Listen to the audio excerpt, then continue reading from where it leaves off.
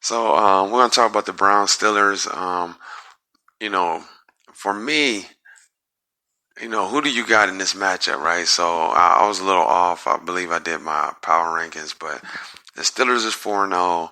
The Browns is 4-1, and I had a mismatch because I think that somebody missed a game due to COVID. I can't remember.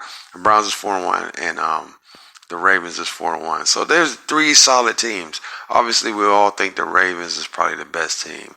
Now you got to go out of the Browns and the Steelers. All three of them will not make the playoffs. We know that. But let's look at who gonna win this particular game. For me, I say the Browns is gonna win this game because the Browns are just better. I think Myles Garrett is like that he's probably um the Browns have a decided advantage when you look at skill positions, right? They got one of the best wide receiver tandems in the league, right? That's top three. You can argue Odell Beckham, regardless of what you think about him. We know his track record.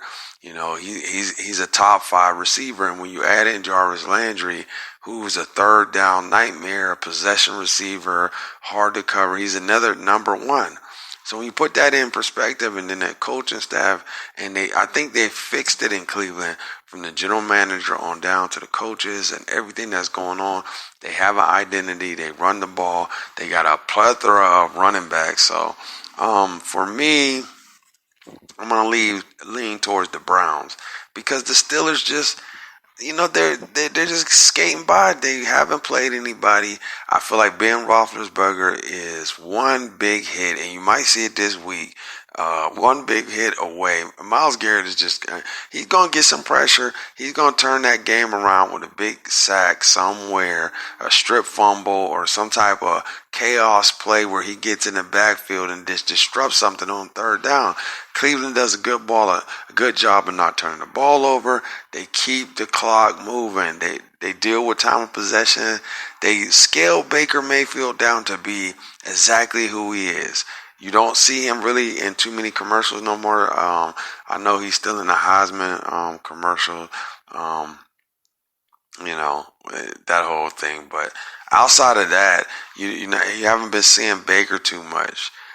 Social media and the media taking shots at Baker Mayfield because they take all the attention away from Baker and put it on those running backs. Nick Chubb, I'm going to say it, Nick Chubb is the best running back in pro football, period. He's number one. When he was in college, he was the best college running back. I know they had Sonny Michel. He's the best running back. Period. Nick Chubb is the best running back. He was the best running back in college. He's the best running back in the pros. He's number one. That's undeniable. And now you look at a top five talent in Kareem Hunt, who can get the job done. He looks stronger and bigger than I've seen in a while.